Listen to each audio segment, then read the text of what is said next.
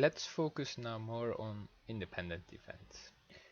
So if two events A and B are independent, then we can say that the probability of occurring A and B is equal to the probability of A times the probability of occurring event B. Let's check an example. A coin is tossed and a dice rolled simultaneously. Find the probability that a tail and a 2 result.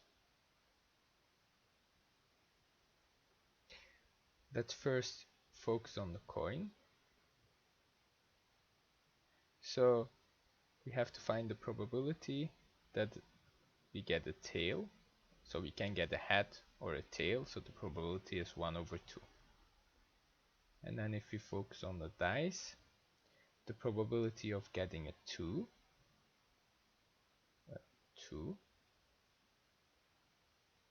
is equal to 1 over 6. So if you combine those two to find the probability of getting a tail and a 2,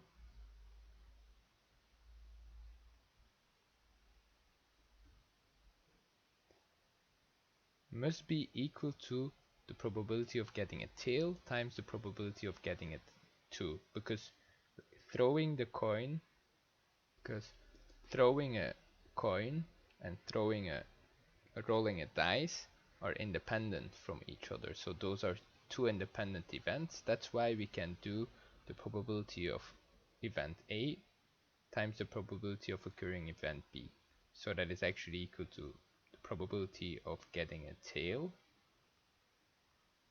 times the probability of getting a 2. So the probability of getting a tail is 1 over 2.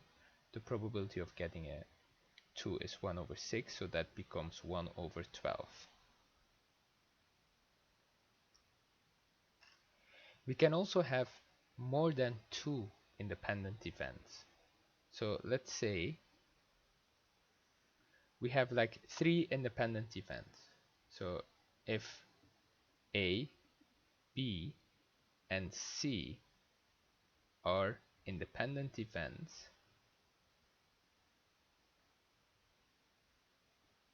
then we can say that the probability of event A and event B and event C occurring is equal to the probability of event A occurring times the probability of event B occurring times the probability of event C occurring.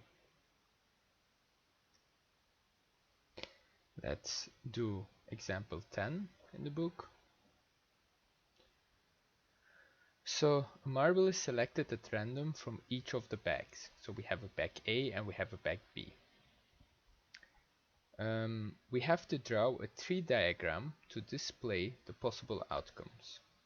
Okay, what we can see in bag A is that we have three green marbles. So we're gonna use capital letter G for green. And then we have 2 yellow marbles. So 2 capital letter Y. In bag B, we have 4 green marbles, 1 yellow marble, and we have 2 red marbles. So I'm gonna use capital letter R.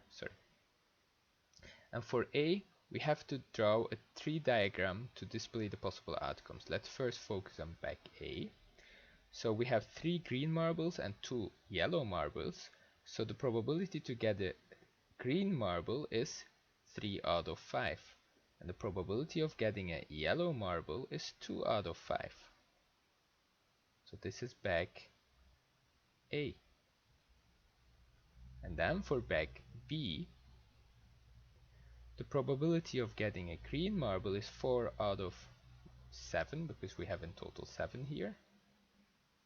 The probability of getting a yellow marble is 1 out of 7. And the probability of getting a red marble is 2 out of 7.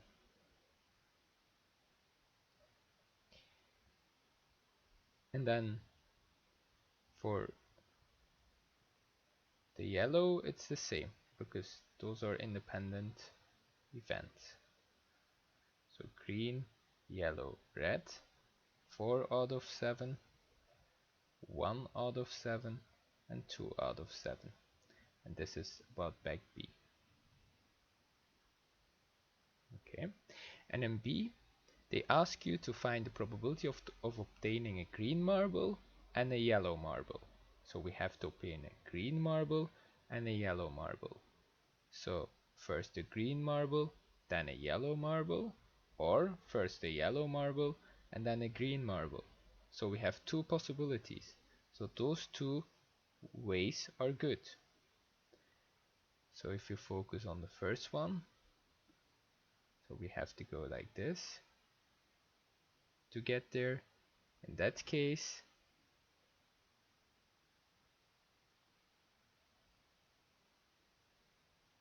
we do first 3 over 5 times 1 over 7. Or we have a second possibility. First a yellow marble and then a green marble. So in that case, we do first 2 over 5 times 4 over 7. So we get in the denominator 5 times 7 and in the numerator 3 times 1, which is 3, plus 2 times 4, which is 8. So 3 plus 8 is 11, 5 times 7 is 35. And that is the probability of obtaining a green marble and a yellow marble.